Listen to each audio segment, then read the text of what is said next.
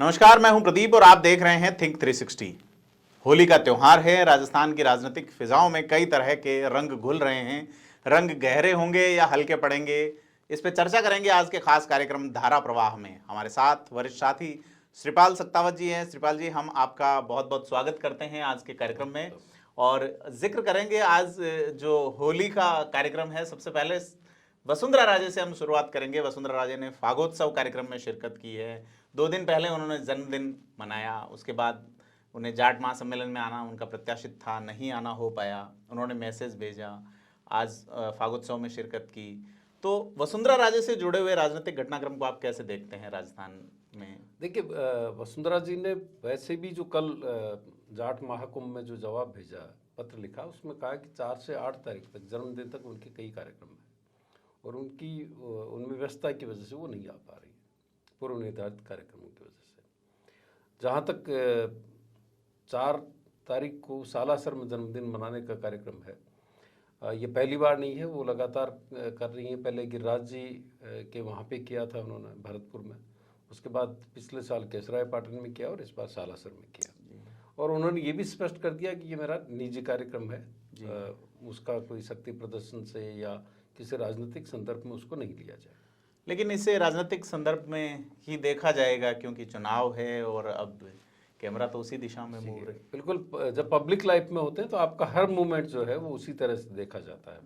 और ख़ास तौर पर जब इतनी बड़ी भीड़ हो, इतने एमएलएज वहाँ पर पहुँच रहे हों, एमपीज पहुँच रहे हों, और एक मैसेज लगातार पार्टी के अंदर एक नहीं कई धड़ों की तरफ से ये दिया जा रहा हो कि अब उनका युग खत्म होने जा रहा है राजनीतिक उसमें, तो उसे शक्ति प्रदर्शन नहीं माना जाएगा जिस तरह से वो भीड़ को आकर्षित कर। सर, बीजेपी का घोषित शक्ति प्रदर्शन उसी दिन उसी टाइम में जयपुर में था, युवा मोर्चा के बैनर तले, जिसमें सतीश पूनिया का नेतृत्व था और एक बड़ा कार्यक्रम था पेपर लीक के विरोध में। तो एक पैरेलल इवेंट, उसको आप कैसे देखते हैं? देखिए, युवा मोर्चा की तरफ से आंदोलन था और पार्टी अध्यक्ष होने के नाते सतीश पूनिया को होना ही था उसमें। लेकिन उस पर सवाल इसलिए खड़े हुए कि चूंकि पहले से सालासर का कार्यक्रम तय था जी, और उसके बाद में एक कार्यक्रम बना जी, और शायद वो जो एक मैसेज जा रहा था कि भीड़ ज़्यादा वहाँ नहीं जुट सके, ज़्यादा अटेंशन नहीं मिले। वसुंधरा राजे जो पूर्व मुख्यमंत्री हैं, वो सालासर में अपना जन्मदिन मना रही है, उसको ज़्यादा मीडिया कवरेज नहीं मिले, अटेंशन नहीं मिले, उसकी वजह से ये कार्यक्रम बनाया गया, इस तरह का परसेप्शन गया। और उसी परसेप्शन को तोड़ने के लिए आखिरकार जो पार्टी के प्रभारी महासचिव हैं यहाँ के अरुण सिंह जी, उनको वहाँ पर जाना पड़ा।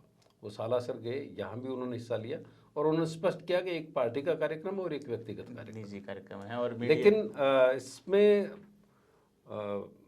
छिपे हुए कई संदेश हैं जिनको हर पार्टी का कार्यकर्ता जो है बीजेपी का, या जो पॉलिटिकल एक्टिविटीज़ को वॉच करता है, निगाहें रखता है, राजनीतिक पर्यवेक्षक खास तौर पर इन दोनों घटनाओं को अलग तरह से देख रहे हैं। सर, सतीश पूनिया ने 2 बड़े कार्यक्रमों में हिस्सा लिया है पिछले 2 दिनों में। एक में उन्होंने जैसे एक परिहास में ये कहा जाट का काम उतरना नहीं है, तो पार्टी प्रदेशाध्यक्ष बदलने जैसी चर्चाएं थी, तो उन पे सतीश पूनिया की ओर से ये विराम माना जा सकता है इसे। उसके अलावा एक कार्यक्रम में वो बहुत पहले बोल चुके हैं, टॉक जर्नलिज्म शो में, कि 70 साल जिनकी उम्र हो गई है, राजनीति में 70 साल रिटायरमेंट की उम्र होनी चाहिए। तो गुलाब चंद कटारिया वरिष्ठ नेता को भेजा जाना, और उसके बाद अब जो पार्टी की ओर से ऐसे मैसेज भी आ रहे हैं, ओम माथुर भी कुछ बोल रहे हैं कि इनके टिकट काटे जाएंगे, तो उसे आप कैसे देखते हैं? देखिए, गुजरात चुनाव से जो सतीश पूनिया उस कार्यक्रम में बोलते हैं, उसकी पुष्टि हुई है 70 साल वाले की जी। गुजरात में बड़े बदलाव किए गए, 3 बार यहाँ भी कहा जा रहा है कि जो लगातार 3 बार जीत रहा है उसका भी टिकट काटा जा सकता है। अलग अलग तरह के पैरामीटर्स सोचे जा रहे हैं। जिन्होंने 10,000 से कम के अंतर में, बीजेपी के लहर में 10,000 से कम के अंतर में जीत हासिल की, उनके टिकट भी जरूरी नहीं कि उन्हें मिले, या एक बार जीते हैं और एक बार हारते हैं, अलग अलग तरह की बातें, कई तरह के पैरामीटर्स की बात है। तो सतीश पूनिया का अपना व्यक्तिगत वो हो सकता है, ये पार्टी अध्यक्ष के तौर पर नहीं कह सकते, लेकिन जिसका जिक्र आप कर रहे हैं, जाट महाकुंभ में उन्होंने संबोधन में कहा, तो परिहास में कही भी बात है। और जो एक एटमॉस्फेयर होता है, एक माहौल होता है, उसी माहौल के हिसाब से लीडर बात करता है। खासतौर पर उसके सामने ऑडियंस क्या है, किस तरह के लोग उनको सुन रहे हैं, उसी में वो तारतम्य बिठाने की कोशिश करते हैं। और एक बड़ी बात यह है कि चाहे कांग्रेस की पार्टी प्रदेश अध्यक्ष हों गोविंद सिंह डोटासरा, चाहे बीजेपी के पार्टी प्रदेश अध्यक्ष हों सतीश पूनिया, ये दोनों जाट बिरादरी से आते हैं, अपनी अपनी पार्टी के अध्यक्ष हैं। लेकिन अगर जाट लीडरशिप की बात करें, जाट वोटर्स में पकड़ की बात करें, तो ये बात किसी से छिपी हुई नहीं है, स्थापित और कई बार साबित भी हुई है कि हनुमान बेनीवाल उनकी पहली पसंद है। वो तो आए नहीं सरकार के, हालांकि वो नहीं आए। अगर हनुमान बेनीवाल के कंपैरिजन में किसी की बात की जाए तो बात आती है वसुंधरा राजे सिंधिया की। जाट वोटर के पास में जब विकल्प के तौर पर 4 विकल्प होते हैं जी, वसुंधरा राजे सिंधिया, हनुमान बेनीवाल, सतीश पूनिया और गोविंद सिंह डोटासरा, तो उनकी पहली पसंद वसुंधरा राजे सिंधिया होती है, दूसरी पसंद हनुमान बेनीवाल होती है, और उसके बाद में दोनों आते हैं। हालांकि दोनों पार्टी के लीडर्स हैं और टिकट दिलवाने में उनकी बड़ी भूमिका हो सकती है जी। तो उस वोट बैंक को जोड़ने के लिए हर पार्टी का अध्यक्ष, चाहे वो कांग्रेस के पार्टी अध्यक्ष हों, चाहे बीजेपी के पार्टी अध्यक्ष हों, वो ये उनमें होड़ मची हुई है कि वो अपने आप को कट्टर जातिवादी कैसे साबित कर सकें, अपनी कास्ट के बेस को बढ़ाने के लिए वो कट्टर बातें कैसे कर सकते हैं, जैसा कि अभी तक दोनों ही सफल हो नहीं पाए हैं। सर एक प्रश्न ये था, आपने लगातार जर्नलिज्म करते हुए हर 5 साल में चुनाव आते हैं और इस तरह के सामाजिक इवेंट होते हैं, राजपूत समाज करता है, जाट समाज करता है, सभी जातियां करती हैं, सभी जातियां क्योंकि करती उनको लगता है कि एक प्रेशर ग्रुप बनाए बिना उनको पार्टिसिपेशन नहीं मिलेगा, उनको सीटें टिकट उस तरह से नहीं मिलेगी। इसलिए हर समाज के नेता और उनके पीछे अगर कोई होता तो वही राजनेता होते हैं जो टिकट के दावेदार होते हैं जी। तो इस इवेंट में हनुमान बेनीवाल का नहीं आना, अक्सर आपने देखा है कई तरह की रैलियों में आपसी विरोधाभास भी होता है, तो उसको आप कैसे देखते हैं, हनुमान बेनीवाल का नहीं आना इस इवेंट को? देखिए, एक तो इसमें स्पष्ट तौर पर देखें तो जो आयोजक थे उनकी और हनुमान बेनीवाल की नाइथे पाकियां पहले से चर्चित रही है जी। मुझे अच्छी तरह पता है, जब हनुमान बेनीवाल ने चुनाव लड़ा था राजस्थान यूनिवर्सिटी का जी, तो उस वक्त यही लीडर्स उनके खिलाफ थे जी, उन्होंने कोई सपोर्ट नहीं किया जी। हालांकि महेंद्र चौधरी जो तीसरी बार जीते, वहाँ पे तीसरी बार के चुनाव में यूनिवर्सिटी के प्रेसिडेंट बने और उन्होंने अपने संबोधन में भी कहा कि मेरे लिए राजाराम मील जी ने वोट मांगे, विजय पूनिया जी ने वोट मांगे, मैं समाज की वजह से बना। लेकिन हनुमान बेनीवाल के चुनाव को अगर देखें उस वक्त के, तो उस वक्त हनुमान बेनीवाल के समर्थन में उस तरह का सपोर्ट मुझे उस वक्त नज़र नहीं आया, क्योंकि मैं स्टूडेंट पॉलिटिक्स को कवर करता था, यूथ पॉलिटिक्स को कवर करता था। तो हनुमान बेनीवाल और इनके बीच में ये नायथे पाकियाँ शुरू से हैं जी। और जैसे जैसे उन्होंने अपना ओरा बनाया, जैसे जैसे उन्होंने अपनी एक लीडरशिप डेवलप की, उसी स्टाइल में डेवलप करने की कोशिश की जिस तरह से नाथुराम मिर्दा लोकशैली में अपनी राजनीति करते थे, उसी नागौर से उन्होंने अपनी लीडरशिप डेवलप की। तो स्वाभाविक तौर पे एक लीडरशिप को लेकर के आपसी वर्चस्व की लड़ाई होती है। ये देखिए, बहुत सीधे तौर पर देखें, जब तक दूसरी जाति से या दूसरे वर्ग से वर्चस्व की बात होती तब वो एकजुटता होती है, लेकिन जब वो काम नहीं होता तो वो within caste, within community भी वही पॉलिटिक्स होती है, उसी तरह की वर्चस्व की लड़ाई उनमें चलती है। और कहीं न कहीं ये कोशिश, ऐसा लगता है कि हनुमान बेनीवाल को कमतर को करने की कोशिश हुई है।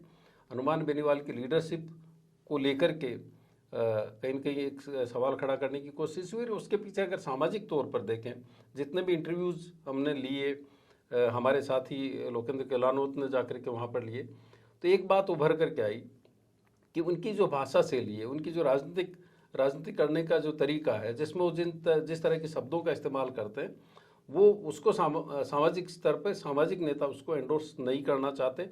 वो एंडोर्स करना नहीं करने के पीछे उनके रीजंस भी हैं, जैसे दिव्या मदेरणा को लेकर के उनकी भाषा होती है, या दूसरे लीडर्स को लेकर के जो भाषा होती है, उसको लेकर के एक सामाजिक संगठन तो उसको एंडोर्स नहीं कर सकता। लेकिन इसका मतलब ये नहीं कि हनुमान बेनीवाल की लीडरशिप इससे कमजोर हुई है। हनुमान बेनीवाल को सर किंचित फायदा भी मिल सकता है इससे, जैसा आप जितने भी वीडियोस हैं उन पे अगर आप जाकर के देखेंगे तो आपको असेसमेंट उससे होगा कि उसके नीचे जो कमेंट्स आ रहे हैं वो किसके पक्ष में आ रहे हैं, और उससे पता चलता है कि हनुमान बेनीवाल के साथ एक बड़ी यूथ की लॉबी है, यूथ जो सर वोटर्स हैं। समाज के कार्यक्रम में हनुमान बेनीवाल नहीं आए। उनकी आरएलपी सभी जाति वर्ग के लोगों को टिकट देती है। उनके 3 में से 2 विधायक दलित वर्ग से आते हैं। तो हनुमान बेनीवाल को हार्डकोर जाट नहीं होने का फायदा भी मिलेगा शायद आने वाले चुनाव में। देखिए, ये उनको तय करना है जी कि वो अपनी लीडरशिप किस तरह की करते हैं। वो पहले राजनीति शुरू करते हैं तो एंटी राजपूत पॉलिटिक्स पे आते हैं। जी जो खींवसर के उस वक्त के विधायक होते हैं, मंत्री होते हैं, गजेंद्र सिंह खींवसर, उनके खिलाफ उनकी भाषा होती है, वो उसी तरह की भाषा होती है जो अब दिव्या मदेरणा के खिलाफ होती है। तो स्कूल ऑफ लर्निंग उनकी है, स्कूल ऑफ पॉलिटिक्स जो है उनकी, वो उसी भाषा के साथ बढ़ती है, और उनकी फॉलोइंग भी उसी तरह की है जो उसको शायद पसंद करती है। तो वो अगर उससे बदलते हैं जी तो उसका फायदा भी हो सकता है, नुकसान भी हो सकता है। फायदा ये हो सकता है कि लोगों को लग सकता है कि हनुमान बेनीवाल ने अपने आप को परिमार्जित किया है, अपने आप को बदला है, एक बड़े वोट बैंक को, एक बड़े बेस को अपने साथ जोड़ने के लिए। जी लेकिन जो उनका मूल वोट है, जो उनकी फैन फॉलोइंग है, उनकी उस भाषा, उसी खुलेपन, उसी जो फ्री स्टाइल पॉलिटिक्स है, उसकी वजह से उनके साथ है। आप कई पॉलिटिशियंस को देखते हैं, लालू यादव की जो भाषा शैली थी, लोक शैली थी, उसी लोक शैली में उनसे पहले नाथुराम मिर्जा यहाँ पर राजनीति करते रहे, उसी लोक शैली में कुंभारा मारे यहाँ पर राजनीति करते रहे। तो उनकी फैन फॉलोइंग है, उस फैन फॉलोइंग को खो करके क्या वो नया समीकरण बनाना चाहेंगे, क्या जो नया वोट बैंक है वो उनको उस तरह से एक्सेप्ट करेगा, वो अपने आप में देखने वाली बात है। लेकिन ये सच है कि एक तो हनुमान बेनीवाल ने यहाँ पर नहीं आकर के समझदारी बरती, अगर आते तो ये कार्यक्रम खराब होता। इसका पूरा दोष जो हनुमान बेनीवाल पर जाता। जैसा कि आपको याद होगा, जो क्षत्रिय योग संघ का कार्यक्रम था अमरूदों के बाग में, हाँ, उसमें सामाजिक हुआ न्याय था मंच। सामाजिक न्याय मंच का जो उभार था, पहले चुनाव में 6% वोट लेना, जी अपनी प्रेजेंस को साबित करना, एक बड़े राजनीतिक समीकरण को जन्म देना, और दोनों की अगर दोनों चीज़ों का आप मिला करके देखेंगे तो आपको पता चलेगा कि जिस तरह का उभार सामाजिक न्याय मंच का था, जी और उसको अचानक जो ब्रेक लगा वो क्षत्रिय योग संघ की उस रैली से लगा, अमरूदों के बाग से। आज वही उभार हनुमान बेनीवाल का, प्रताप फाउंडेशन की रैली थी, प्रताप फाउंडेशन की रैली थी। अभी जो उभार है वो उसी तरह का उभार हनुमान बेनीवाल का। अब देखने वाली बात है कि जो प्रताप फाउंडेशन की रैली की वजह से सामाजिक न्याय मंच को जो धक्का लगा था, देवी सिंह भाटी और लोकेंद्र सिंह कालवी की राजनीति पर उस जो ग्रहण लगा था, क्या उसी तरह का ग्रहण हनुमान बेनीवाल की राजनीति पर लगेगा। हालांकि हनुमान बेनीवाल ने 2 चीज़ें सीखी है।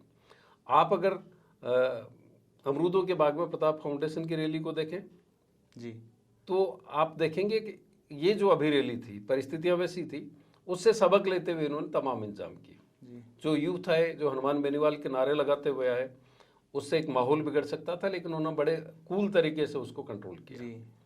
दूसरा, हनुमान बेनीवाल ने अपने आप से परहेज किया यहाँ पर आने से, और उसकी वजह से स्थितियाँ बची रह गई।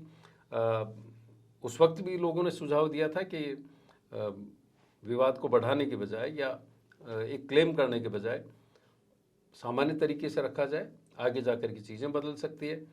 कम से कम अगर जाट समाज को लेकर के बात करें तो उन्होंने ये गुंजाइश रखी है, हनुमान बेनीवाल की तरफ से रखी है, और राजाराम मील हो या के राम साहब अच्छा हों या विजय संदेश पुनिया, समाज में उन्होंने अपने आप को संतुलित करके इसको ये किया, और साथ में ये भी मैसेज दिया कि इस तरह की भाषा को वो एंडोर्स नहीं कर सकते। जी सर, अब बात करते हैं अपन सचिन पायलट का। आज एक कार्यक्रम था, होली स्नेह मिलन, और उसमें वो वीरांगनाएं जिनको पुलिस वालों ने बड़ी बेदर्दी से, बड़ी बेअदबी से जिनको उठा करके फेंका, जिनके साथ मारपीट जैसी स्थिति थी, और वो वीरांगनाएं सचिन पायलट के यहाँ पहुँच जाती हैं। किरोड़ी मीणा थोड़ी दूर बाहर खड़े थे, तो इसको आप कैसे देखते हैं?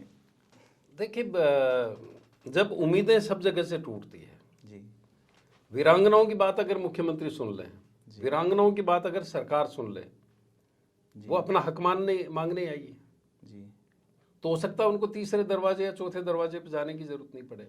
वो अपनी पीड़ा का बयान हर जगह करने जाएंगे। उनको लगता है कि अगर सरकार नहीं सुन रही है तो कम से कम उन नेताओं से बात की जाए जो उनकी बात को पहुंचा सकते हैं, उनकी बात को आगे पहुंचाने में मदद कर सकते हैं। खासतौर पर उस स्थिति में जब सैनिक कल्याण मंत्री राजेंद्र गुढ़ा खुद ये कह चुके हैं कि कलेक्ट्रेट में बैठे हुए अधिकारी, जिला कलेक्टर्स और रेवेन्यू विभाग के अधिकारी, राजस्व विभाग के अधिकारी, वो इस तरह के मामलों में कभी भी पॉजिटिव नहीं नजर आते। और बाकायदा इसका पूरा एक तथ्य भी है कि कितने शहीद हुए, उनके परिवारों के लोग आज भी किस तरह से नौकरी के लिए जूझ रहे हैं। जो आपने आश्रित के बतौर देना तय किया था, उनके नाम से स्कूलें जो बननी थी वो स्कूलें नहीं, उनका नामकरण नहीं हुए। तो आप सालों से अगर किसी चीज़ को टालते चले जा रहे हैं या उनका हक नहीं दे रहे हैं, तो वो वाजिब है कि वो अपनी बात कहने के लिए जाएं।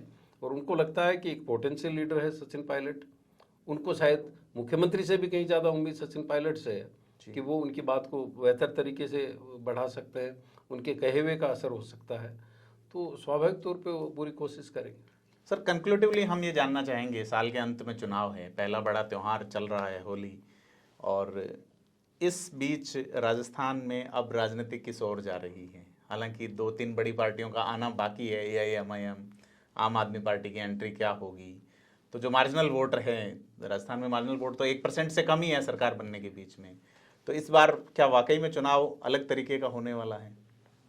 देखिए, अगर एक वीडियो की बात करें जो हमारे साथी लोकेंद्र कल्याणोत ने कल जाट महाकुंभ में एक बुजुर्ग से बात की जी, पब्लिक परसेप्शन क्या है वो तो उसने बता दिया जी।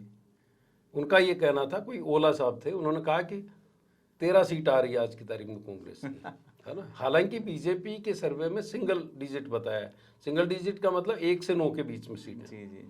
लेकिन कांग्रेस इससे खुश हो सकती है कि बजट का प्रभाव कहीं न कहीं है जो 9 से 13 तक तो उनको ले जा रहा है। ये ओपीएस वाले पे वो लोग माहौल बना रहे हैं, ERCP पे बना रहे हैं, पब्लिक परसेप्शन से अगर देखें तो। लेकिन राजनीति किस तरफ, किस दिशा में जाएगी, वो सब कुछ साबित होगा कि कांग्रेस क्या निर्णय लेने जा रही है। क्या इसी लीडरशिप में चुनाव लड़ेगी? इस लीडरशिप में चुनाव लड़ने के लिए अब कांग्रेस के पास में बहाना है, खास तौर पर बजट। आप देखेंगे कि बिजली, जो अप्रैल से बिजली फ्री होने की बात हो रही है, नए के बराबर उपभोक्ता होंगे जिनको पैसा देना होगा अगर इसको लागू करते हैं। हालांकि बिजली कंपनियां हाँ पर ये बिजली कंपनियों को लग रहा है कि अगर उनको पैसा नहीं मिला तो वो किस तरह से चलाएंगे, वो बैंकरप्सी की तरफ जा रही हैं। इसी तरह से पानी के बिल को लेकर के जो फैसला होने जा रहा है, या गैस कनेक्शंस पे 500 रुपये एक सिलेंडर पे BPL APL को देने की बात है, तो वो किस तरह से वोट में कन्वर्ट होगी या नहीं होगी। लेकिन कांग्रेस को लगता है कि ये बजट उनको कहीं ना कहीं रिलीफ दे सकता है, हो सकता है इस लीडरशिप के साथ जाए। लेकिन इस लीडरशिप को लेकर के जो एक परसेप्शन बन चुका है उसको तोड़ना अपने आप में चुनौती होगी। अगर कांग्रेस अपनी लीडरशिप बदल लेती है, जिसकी गुंजाइश अब धीरे धीरे कम होती चली जा रही है, क्योंकि जब आपको पता हो कि राज आने की स्थिति नहीं है तो कोई भी लीडरशिप लेने से भी उससे बचता है। तो उस स्थिति में क्या होगा वो देखने वाली बात होगी। लेकिन अगर लीडरशिप बदलती है कांग्रेस, तो एक तो एंटी इनकम्बेंसी खत्म होगी, जो नाराजगियां हैं वो खत्म होगी, नए जातीय और सामाजिक समीकरण बनेंगे और एक एग्रेशन आएगा। ये सहरा बांधेगा कौन सर? अगर वो उस पर निर्भर करेगा। अगर कांग्रेस में बदलती है लीडरशिप तो बीजेपी को भी नए सिरे से अपनी रणनीति बनानी पड़ेगी।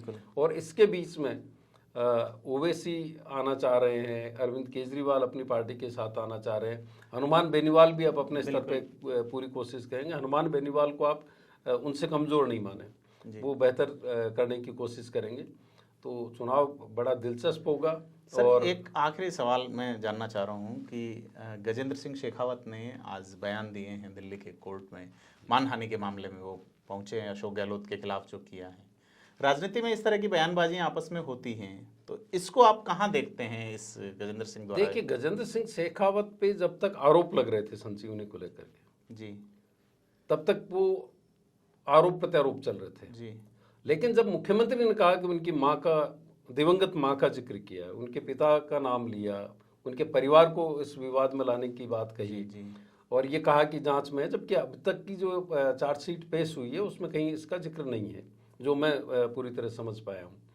और दूसरी बात यह है कि इसमें सिर्फ 10 करोड़ रुपए में गजेंद्र सिंह शेखावत की कंपनी द्वारा अपना प्लॉट बेचना दिखाया गया है संजीवनी को, परिवार द्वारा, ये राजेंद्र राठौड़ ने जो कहा है। हाँ, तो उससे तो कोई ये साबित नहीं होता कि कोई घोटाले में है। जी आप मतलब कोई भी कानून ऐसा नहीं है जो ये बताता हो कि मैं मेरी प्रॉपर्टी बेच रहा हूँ, जी जो खरीदार है वो पैसे कहाँ से लेके आए रहा, वो देखना पैसे बैंक बेसिक- ट्रांजैक्शन में है पूरा और जो वो सब। बैंक ट्रांजैक्शन है तो वो उसमें नहीं। लेकिन वो आरोप प्रत्यारोप चल रहा था। गजन सिंह शेखावत को घेरने की कोशिश हो रही थी, लेकिन जब उनकी दिवंगत मां पर ये सवाल खड़ा किया गया तो मुझे लगता है कि आहत होकर के उन्होंने ये फैसला लिया कि उन्हें मानहानि के मुकदमे में मुख्यमंत्री को अब अदालत के रास्ते पर लाना चाहिए। और ये जो कानूनी लड़ाई है ये भी अपने आप में देखना दिलचस्प होगा। तो ये था आज का धारा प्रवाह। हमारे साथ थे वरिष्ठ साथी श्रीपाल सत्तावत जी, और आज हमने कई मुद्दों पे बात की। लगातार राजस्थान के मुद्दों पर रूबरू होने के लिए लाइक, शेयर और सब्सक्राइब करें थिंक 360 को।